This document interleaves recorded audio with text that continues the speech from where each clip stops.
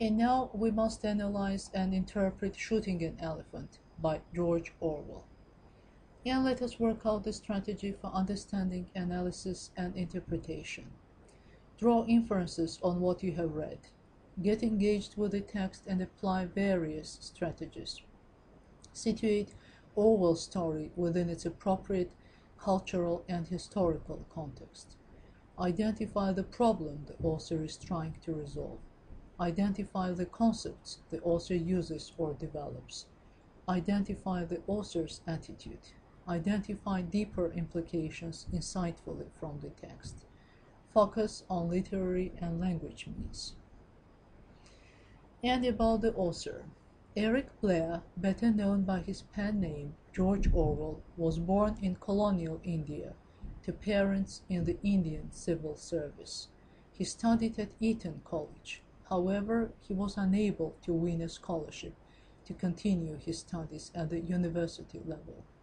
With few opportunities available, he decided to follow his parents' path into service for the British Empire, joining the Indian Imperial Police in 1922.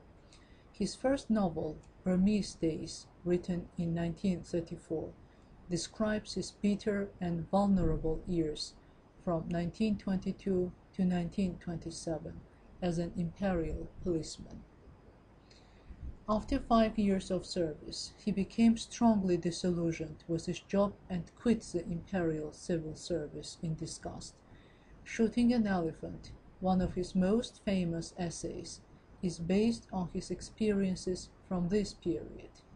George Orwell is today best known for his last two novels, the anti-totalitarian works Animal Farm, a satirical fable attacking both fascism and communism, and 1984, a famous futuristic novel in which a dictator controls all thought and language. And now about cultural and historical context. The country that is today Burma was, during the time of Orwell's experiences in the colony, a province of India, itself a British colony. Prior to British intervention in the 19th century, Burma was a sovereign kingdom. Britain conquered Burma over a period of 62 years, from 1832 to 1886, during which 3 Anglo-Burmese wars took place and incorporated into its Indian Empire. After 3 wars between British forces and the Burmese, beginning with the First Anglo-Burmese War in 1824-1826, followed by the Second Anglo-Burmese War of 1852, the country fell under British control after its defeat in the Third Anglo-Burmese War in 1885.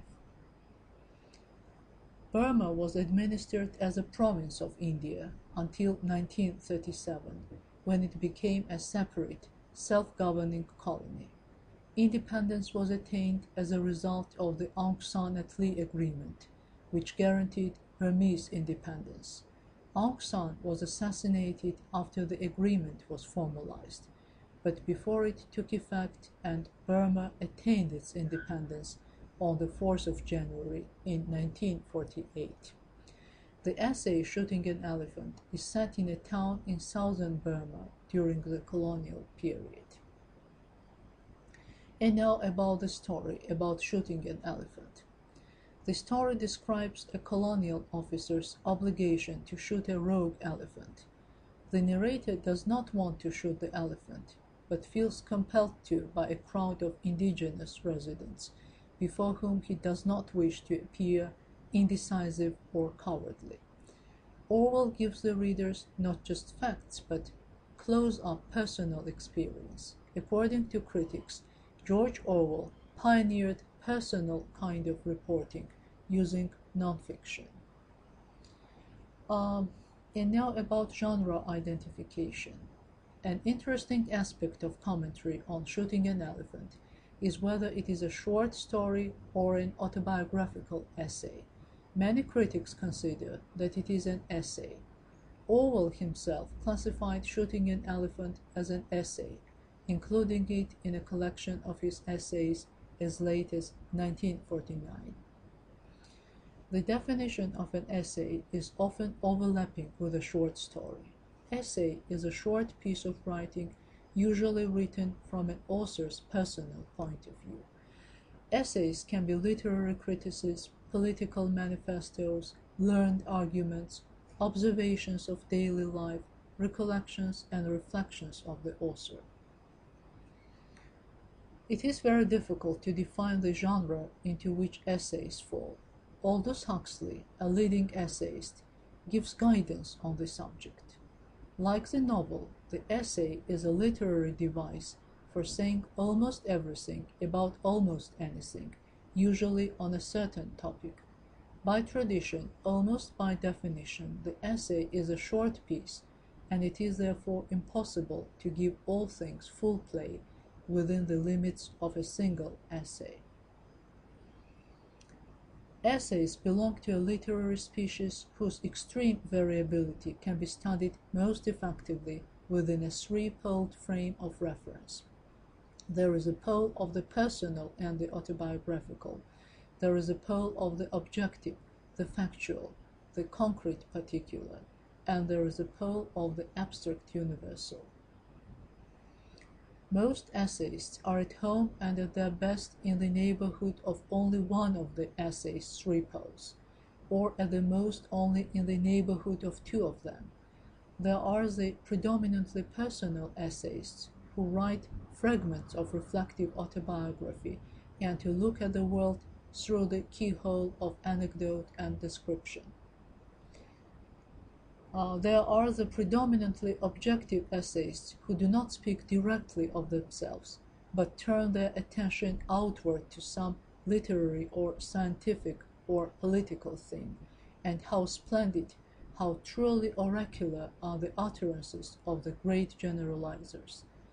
The most richly satisfying essays are those which make the best not of one, not of two, but of all the three worlds in which it is possible for the essay to exist, says Aldous Huxley.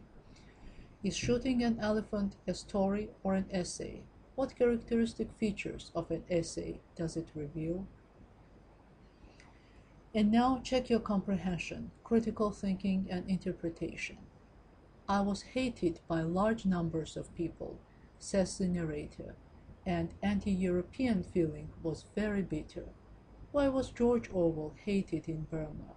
How was his hatred expressed? Did the narrator understand the hatred? How did he react to their hatred? And your response to literature. How would you react if you were hated? According to psychologists, hatred is a violent feeling that impels the subject to wish another person ill and to take pleasure in bad things that happen to that person. Freud asserted that hate as a relation to objects is older than love, for this feeling originates in the ego's self-preservation instincts. It can be inferred from this that hatred is a kind of self-preservation to the extent of destroying the other, while loving is a way of making the other exist. Hatred is an emotion that aims to destroy. Thus, it seems to be radically opposite to love.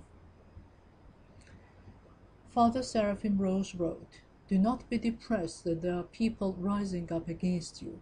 If everyone loved you, then I would say there is some trouble there because you are probably catering too much to people.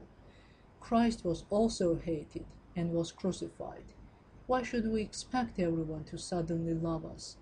If we are following in the steps of Christ, and fear not hatred from others, but hatred within yourself. Do you react painfully when you are hated?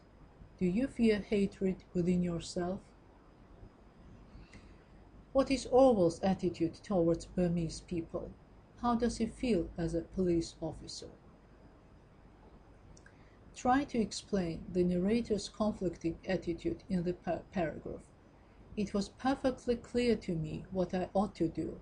I ought to walk up to within, say, 25 yards of the elephant and test his behavior. If he charged, I could shoot. If he took no notice of me, I would be safe to leave him until the mahout came back. But also I knew that I was going to do no such thing. I was a poor shot with a rifle, and the ground was soft mud into which one would sink at every step. If the elephant charged and I missed him, I should have about as much chance as a toad under a steamroller. But even then I was not thinking particularly of my own skin, only of the watchful yellow faces behind. For at that moment, with the crowd watching me, I was not afraid in the ordinary sense as I would have been if I had been alone. A white man must not be frightened in front of natives, and so in general he isn't frightened. The sole thought in my mind was that if anything went wrong, those 2,000 Burmans would see me pursued, caught, trampled on, and reduced to a grinning corpse like that Indian up the hill. And if that happened, it was quite probable that some of them would laugh. That would never do. How does Orwell feel about being laughed at as he struggles to make his decision to shoot the elephant? And your response to literature. How do you react when you are laughed at? Why does Orwell finally shoot the elephant? How does Orwell excuse or rationalize his actions? What induced Orwell to decide on shooting the elephant at last? And your response to literature. Have you ever acted against your better judgment because you feared what other people might think of you? Describe how you acted to avoid looking like a fool. How would you behave if you were in Orwell's place? Kill the elephant or spare its life?